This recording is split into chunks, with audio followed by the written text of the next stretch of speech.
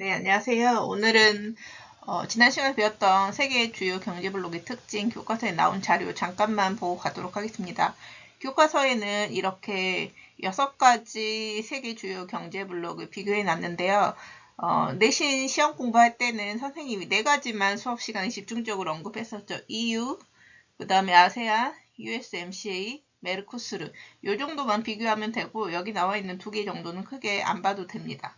그래서 선생님이 준 자료 중심으로 보고 그 부분이 지금 탐구활동으로 나와 있는데 선생님이 그 학습지에 적어준 그 부분 정도만 여기에 정리해놨는데 그것만 보고 내신 공부하면 되겠습니다.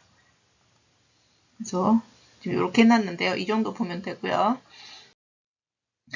오늘은 분리주의 운동이 나타나는 곳을 배우도록 하겠습니다. 어떤 여러 이유들에 의해서 분리 독립, 나는 여기 이 나라에서 따로 독립하고 싶다. 이런 독립 요구를 해서 운동이 일어나고 있는 지역을 배우도록 하겠습니다.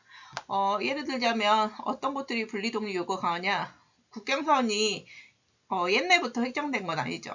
국경선이 획정되기 이전에 고유한 문화적 정통과 뚜렷한 정체성을 유지해 오다가 갑자기 국경선이 획정되면서 다른 문화랑 섞여가지고 한 나라가 되는 경우도 있어요. 그러면은 그런 경우에는 분리 독립을 할 수가 있는 거고 문화권의 경계 지역에 위치했을 경우에는 또 그렇게 될 수가 있겠죠.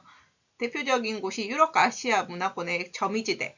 어떻게 보면 수학으로 보면 교집합이라고 생각하면 돼요. 점이지대라는 것은 둘 다의 성격을 띠고 있는 그런 곳에 또 이제 그런 문화권의 경계지역에 위치하면은 분리독립시켜달라 할 수가 있겠죠. 그 대표적인 지역이 카프카스 지역이라고 하는데요.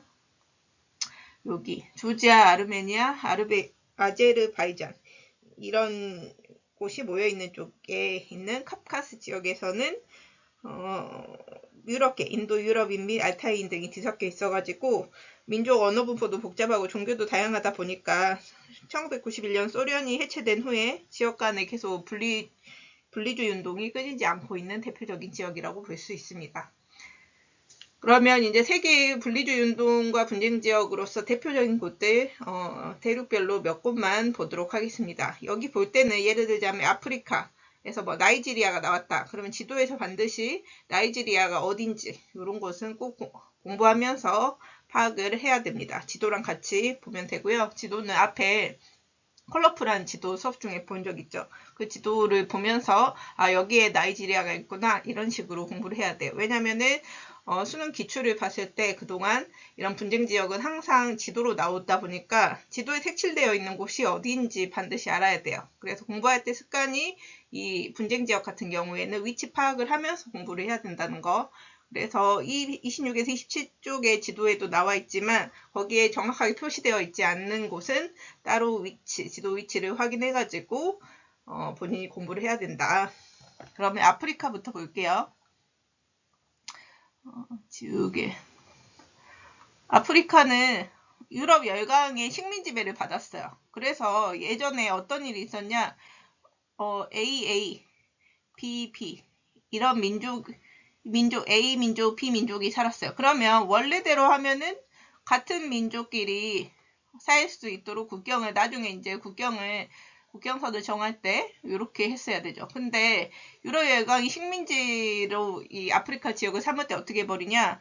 여기서부터 여기까지는 우리 땅, 여기서부터 여기까지는 너희 거, 뭐 이런 식으로 식민 지배하자 한 거야. 그냥 막 그러다 보니까 어떤 일이 일어났냐? 색깔을 원래는 이렇게 돼야 되는데 이렇게 마음대로 긋다 보니까 A랑 B가 같은 나라로 이렇게 묶여버리게 되는 거죠. 그러다 보니까 언어도 종교도 다른 인종이 모여 살다 보니까는 분쟁이 일어날 수밖에 없어요. 그래서 우리가 아프리카는 가난한 나라라고 생각하지만 사실 전 세계에서 다이아몬드가 가장 많이 생산되는 지역이기도 하거든요. 근데 왜 가난할까? 바로 이런 역사적인 이유들 때문에 다이아몬드 판 돈으로 무기를 사서 계속 내전이 일어나는 거예요. 이런 역사가 있다는 거. 유럽 열강들이 국경선을 마음대로 획정하다 보니까 이런 일들이 생겼습니다.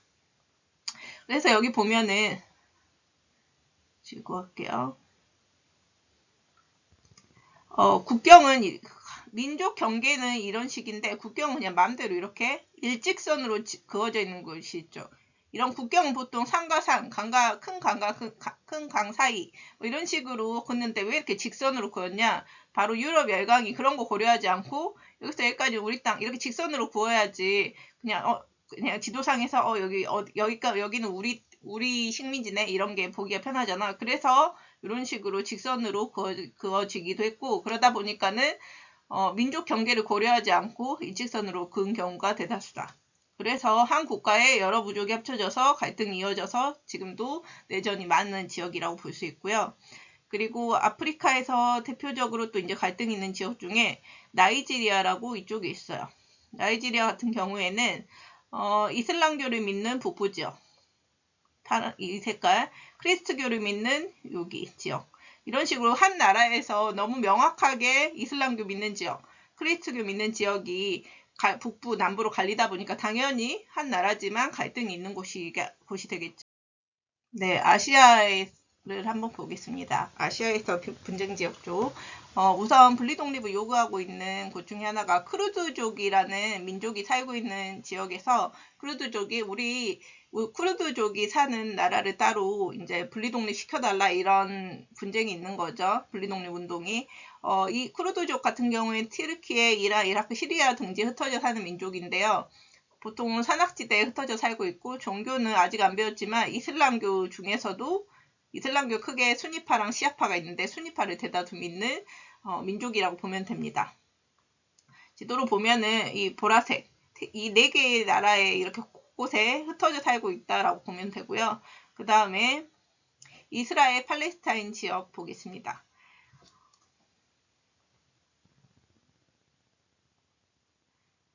보면은 이스라엘 같은 경우에는 제2차 세계대전 이후에 유대인이 원래 팔레스타인 살고 있던 지역에 유대인이 이스라엘을 건국합니다. 그러면서 시작된 분쟁이고요.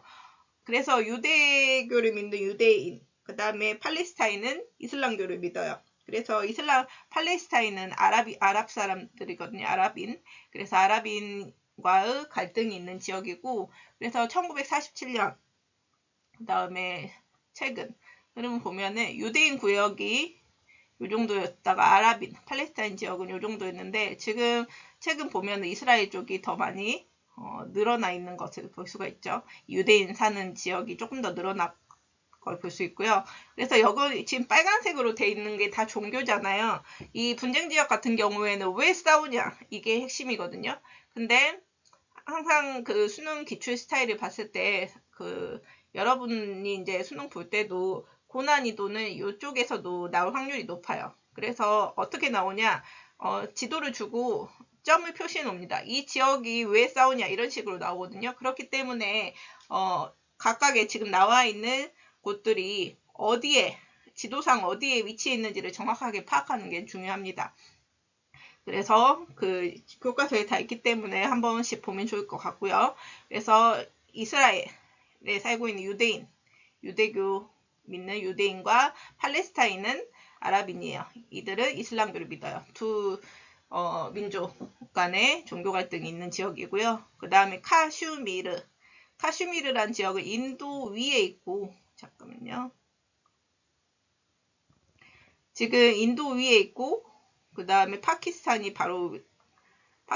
바로 오른쪽에 있는 이 지역입니다. 여기는 과거에 원래 파키스탄인들이 살고 있었대요. 근데 영국이 과거에 인도에 식민지배를 했었잖아요. 그러면서 독립을 시켜줄 때 여기 카슈미르 지역을 어떻게 해버리냐. 원래 파키스탄인들이 많이 살았으면 파키스탄 땅으로 이제 해줬어야 되는데 인도 땅으로 해버린 거죠. 그러다 보니까 원래 살고 있던 파키스탄인들이 있고 인도 땅이 되면서 인도인들이 또 넘어오게 되겠죠. 그래서 인도는 힌두교예요. 종교는 뒤에서 이제 차차 배울 겁니다.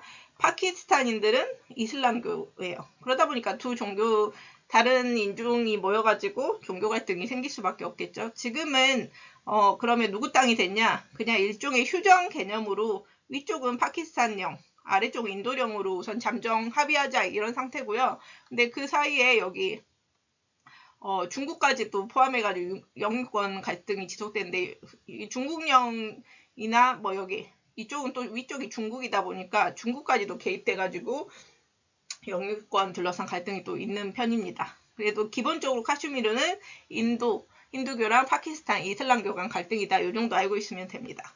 그 다음에 스리랑카 같은 경우에는 이렇게 생겼는데요. 인도 바로 아래쪽에 위치해 있어요. 섬인데요. 보면은 대부분이 이 불교죠. 색깔이. 불교를 믿는, 신할리즈족이 있어요. 신할리즈족이라는 민족이 있고, 그 다음에 힌두교를 믿는, 이쪽, 요게 힌두교 쪽이죠. 힌두교를 믿는, 타밀족. 이 두 민족이, 종교가 다르다 보니까 또 이제 갈등이 있겠죠. 그런 지역이고요. 그래서 스리랑카는 불교랑 힌두교 간 갈등. 그 다음에 중국 보도록 하겠습니다. 중국은 이렇게 중국이 있죠. 중국이 크게 있는데 중국은 크게 대표 민족이라고 할 수 있는 한족과 여러 수십 개의 그 소수 민족으로 이루어져 있어요. 근데 그 중에서도 분리 독립을 또 요구하고 있는 지역이 신장 웨이워 자치구에 살고 있는 민족과 시장 자치구에 살고 있는 민족이 이제 분리 독립을 요구하고 있죠. 그래서 이쪽은 신장 웨이워 자치구에는 위구르족이 살고 있는데 이슬람교예요. 그리고 시장 자치구 같은 경우에 티베트 쪽이 사는데 티베트는 불교를 믿는 곳이에요. 그러다 보니까 분리 독립을 요구하는 거죠. 근데 우리가 결국에 국력이 또 그 사람이 많으면은 국력이 세질 수 있다 보니까 중국이 이 지역에서 우리는 중국에서 이제 분리 독립하겠다, 새로운 나라를 만들겠다 했을 때 독립시켜 줄까요? 당연히 안 시키죠. 그러다 보니까 계속 독립시켜 달라는 요구를 이 지역에서는 하고 있는 거고요. 그다음에 필리핀 지도인데요.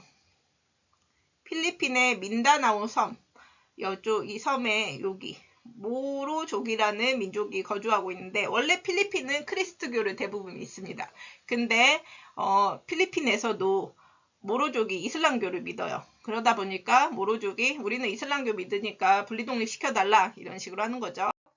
그 다음 유럽은 벨기에 쪽부터 한번 보도록 하겠습니다. 벨기에는 이렇게 생겼는데요.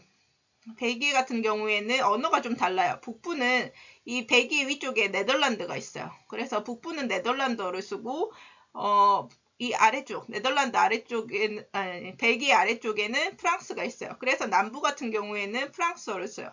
또 벨기에 동쪽은 독일이 있기 때문에 독일어를 쓰는 곳도 있고 그래서 메인으로 이 갈등이 있는 곳은 어쨌든 이 색깔이 대다수인 곳들이 갈등이 크겠죠. 그래서 북부에서 플랑드르 지역 같은 경우 네덜란드어를 쓰고 남부 왈로니아 지역은 프랑스어를 쓰다 보니까 두 지역이 갈등이 큽니다. 그리고 특히 이 경제적인 차이도 커요. 이 위쪽 북부 같은 지역은 지역 내 총생산이 더 색깔이 진하죠. 잘 사는 지역이고 남부 지역 같은 경우에 농업 이쪽이 관공업이 중심이다 보니까 소득 수준이 낮아서 더더욱이나 서로 이제 분리독립하고 싶어하고 갈등이 있는 곳입니다. 그 다음에 영국 볼게요. 영국 같은 경우에는 크게 4개의 지역으로 나뉘어져 있습니다. 하나는 북아일랜드 지역, 하나는 웨일스 지역, 하나는 잉글랜드, 그 다음 스코틀랜드. 근데 이 중에서도 스코틀랜드 같은 경우에는 우리 분리독립 시켜달라, 영국에서 독립시켜달라 이렇게 해요. 왜냐하면 다른 지역과 다르게 특히 이쪽은 민족도 켈트족이고 언어도 게일어로서 다른 지역과 영국 지역과 차이가 있어서 독립을 요구하고 있고요. 에스파냐 같은 경우에는 여기 보면 여기가 에스파냐인데요. 이 중에서도 오른쪽 위에 있는 이쪽이 카탈루냐 지역입니다. 근데 이 지역 같은 경우에도 문화 및 언어가 다른 스페인 쪽이랑 에스파냐가 스페인이거든요. 에스파냐 지역과 경제적 차이도 있고 여러 언어도 다르고 하다 보니까 독립시켜달라 이렇게 하는 겁니다. 그리고 마지막으로 북아메리카에서 캐나다 쪽 볼게요. 이게 캐나다인데 캐나다에서도 이쪽 퀘벡주가 있어요. 근데 여기는 캐나다는 대부분 무슨 언어 쓰냐 했을 때 영어권이에요. 근데 퀘벡주는 색깔을 보면 보라색이 대부분이죠. 보라색은 프랑스어입니다. 왜 그러냐? 과거에 이쪽 캐나다 다른 지역은 영국의 영향을 받았다면 식민지배 관련해 가지고, 근데 이 퀘벡주만 과거에 프랑스의 식민지배를 받았어요. 그러다 보니까 캐나다에서 퀘벡주만 언어가 너무 프랑스어, 문화도 프랑스 쪽. 그러다 보니까 퀘벡주에서 우리는 다른 캐나다 쪽이랑 다르게 프랑스가 그 주요 언어고, 그러다 보니까 좀 우린 다르다, 분리 독립시켜달라 하는데 1995년에 독립투표, 분리독립하자 할까 말까 이거 가지고 퀘벡 주민한테 투표를 했어요. 근데 찬성표가 49%, 49.4%, 반대 50.6%예요. 거의 1% 차이로 반대가 더 많아서 독립을 안 시켰던 그런 사례가 있습니다. 그 이후로 또 지금 여전히 캐나다에 속한 퀘벡주로 남아있는 겁니다. 그 다음에 지역은 계속 변화하고 있죠. 특히 사례를 보면은 동부 유럽 같은 경우에는 과거에 소련 영향으로 인해 가지고 서부 유럽과 이제 국경을 폐쇄해 가지고 어떻게 보면은 고립되어 있는 느낌이었는데, 소련이 붕괴한 이후로 2004년 이후에는 특히 유럽 연합에 가입한 국가도 생기고 하면서 개방하고, 여기 그 다음에 초국적 다국적 기업의 생산 연구시설도 입지하면서 역동성이 확대되고 있습니다. 그런 내용입니다. 여기까지 할게요.